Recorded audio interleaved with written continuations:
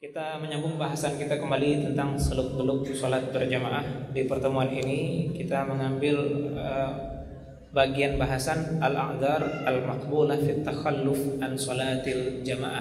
Ada uzur-uzur, ada keadaan-keadaan orang dimaafkan tidak ikut salat berjamaah.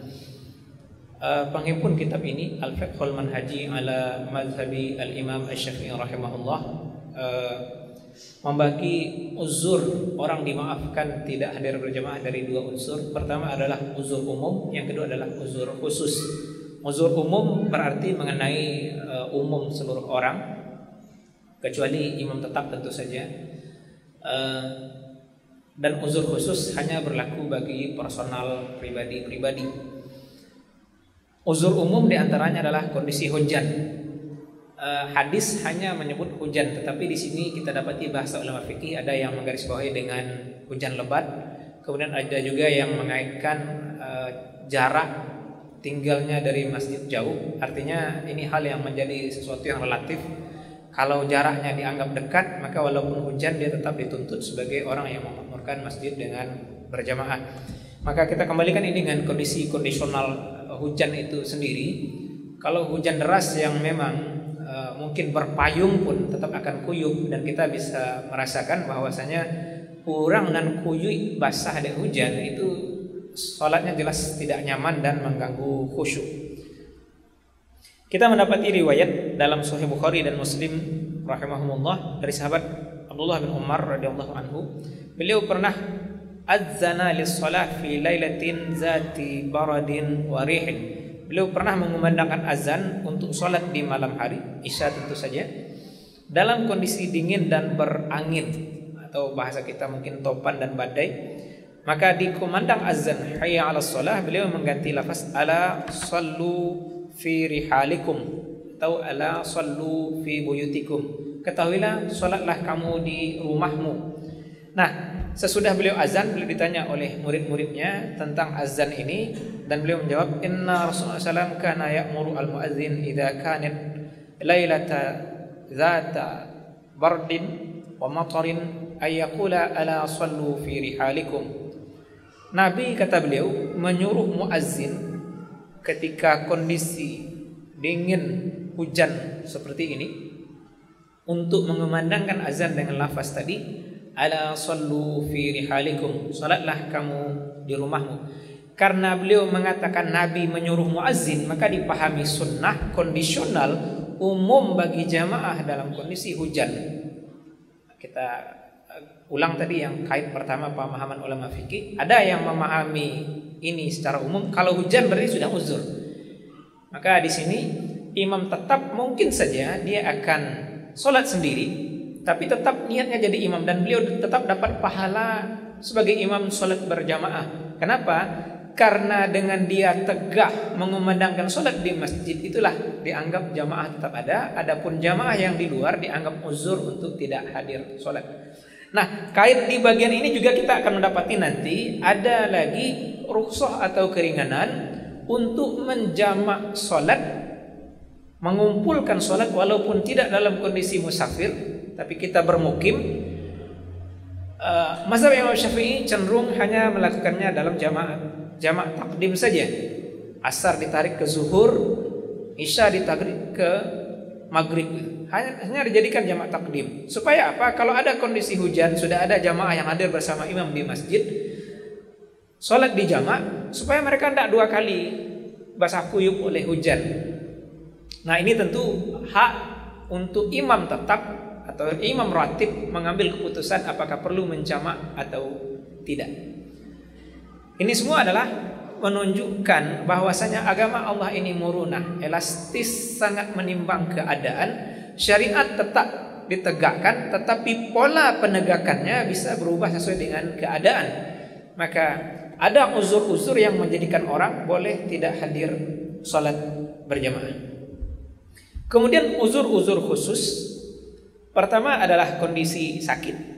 Walaupun di sini memang kita lihat bahasa Nabi SAW mendorong untuk hadir berjamaah, terutama di subuh dan isya.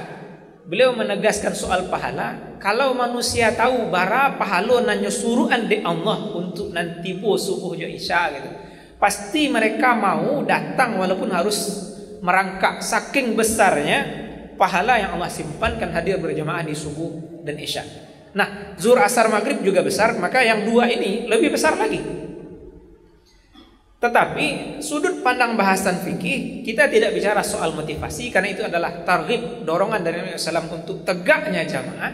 Tapi kita bicara dalil-dalil lain yang mengesankan bahwasanya ada keadaan-keadaannya orang diberi keringanan untuk tidak hadir berjamaah. Salah satu tadi adalah kondisi sakit. Yang kedua adalah kondisi perut lapar dengan hidangan ada di depan mata. Maka kita dapati di sini ungkapan hadis masih dalam Sahih Bukhari dan Muslim, kata Nabi SAW, "Idza wudi'a asya'u ahadikum wa uqimatis shalah fabda'u bil asya' wa la ya'jalanna hatta yafrugha minhu." Bila dikumandangkan iqamah salat isya dan waktu itu pula dihidangkan makan malam seorang di antara kamu, maka mulailah dia dengan makan malam. Dan jangan tergesa-gesa sampai dia selesai kebutuhan perutnya akan makan. Nah, ini tentu kita ulang bahasan terdahulu jamaah, bahwasanya ada ungkapan umum yang sebagian menyebut itu dari Nabi SAW, sebagian lagi adalah ungkapan sahabat. Prinsip makan di sini sebenarnya adalah menutup lapar perut, sehingga ada ungkapan tadi, nahnu qaumun la na'kula hatta najuu' fa idza akalna la nashba. Kami adalah kaum yang tidak makan kecuali karena lapar. Jadi kalau tidak lapar, tidak makan gitu. Orang tidak maju untuk makan kecuali karena memang perutnya lapar. Bila dia makan tidak kekenyangan, berarti orang ini memang menakar perutnya, seperti bahasa Nabi SAW, bahwasanya kita main pertigaan di sini. Ada jatah untuk isi makanan, ada jatah isi air di situ, dan juga ada jatah untuk paru-paru bernafas. Kita sama mengetahui mungkin kalau paru itu diisi penuh gitu, ruang paru-paru memompa udara jadi sempit. Kenapa? Karena badan kita ini dibuat oleh Allah terbatas, walaupun lambung bisa mengembang. Maka ruang paru-paru yang tergeser ini menjadikan orang susah bernafas, atas sanda, kekanyangan duduk. Itu sering yang terjadi di kita. Maka melihat sholat isya, istimewanya Nabi untuk sholat ini, sehingga beliau memang cukup sering mengukur kebiasaan atau keadaan jamaah. Dan ini hal yang luar biasa kami anggap untuk kita di Padang, hampir umum kita belum sanggup mengamalkannya. Bahwasanya Nabi SAW di isya itu beliau melihat kondisi jamaah. Kalau jamaah sudah ramai di awal, beliau sholat di awal malam. Jadi sesudah azan, sholat sunat qabliyah, lihat jamaah kalau sudah ramai, maka beliau mengimami sholat. Tapi kalau sudah azan selesai qabliyah isya itu, dilihat jamaah masih sepi, beliau mengundur. Bahkan kadang undurnya sampai pertengahan malam yang merupakan akhir waktu utama dari isya itu sendiri. Dan di situ memang kita lihat bagaimana tingginya taat para sahabat terhadap imam, terutama Nabi SAW. Tidak ada yang protes. Nah, kalau dia awak gini mungkin akan ada yang protes, "Pak, kok lamona, komat segala macam begitu."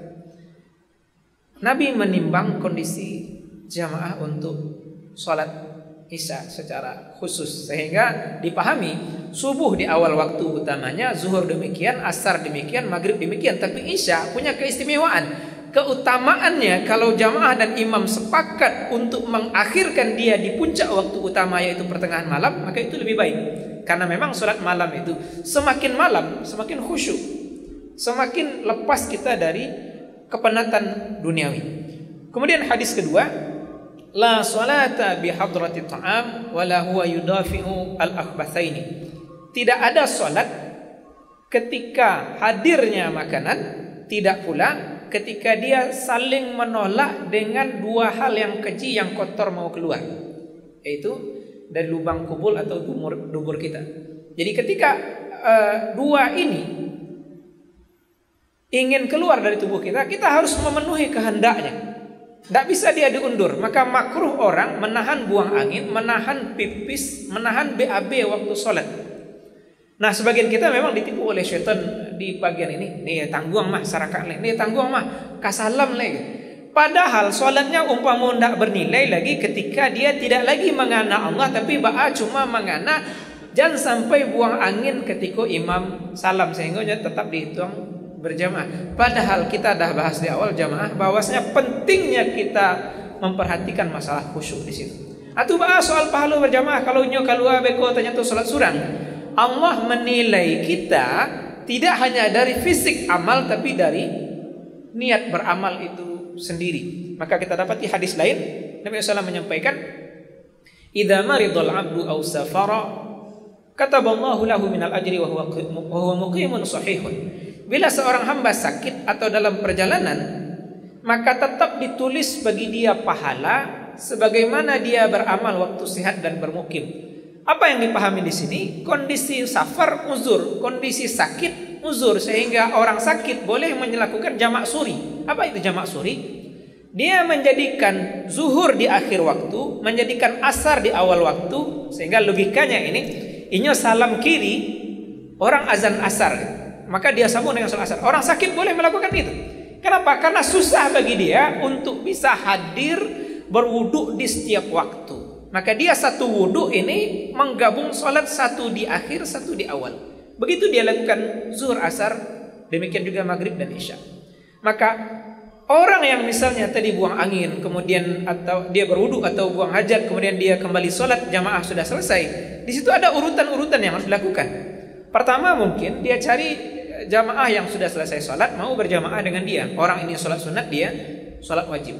Terserah di antara mereka siapa yang mau jadi imam, karena dalam fikih mazhab Syafi'i dua-duanya dibolehkan. Boleh orang salat fardu, makmum salat sunat, demikian juga orang salat sunat, makmum salat fardu, walaupun tentu utamanya adalah sama, yaitu zuhur sama zuhur, asar sama asar, seterusnya. Tetapi kalau ini tidak dapat, akhirnya dia salat sendiri, itu tetap dapat pahala berjamaah. Kenapa? Karena kondisi uzurlah yang menjadikan dia tidak dapat salam bersama imam. Ini perlu untuk kita perhatikan agar kita lebih memperhatikan solat diterima, bukan hanya sekadar solat sah. Kenapa? Solat terima hukumnya vertikal dengan Allah Ta'ala. Solat sah hanya sudut pandang duniawi secara hukum fikih. Kita potong di sini. Terima kasih atas perhatian. Subhanakallahumma bihamdika nasyhadu an la ilaha illa anta nastaghfiruka wa natubu ilaik. Amin ya rabbal alamin. Wassalamualaikum warahmatullahi wabarakatuh.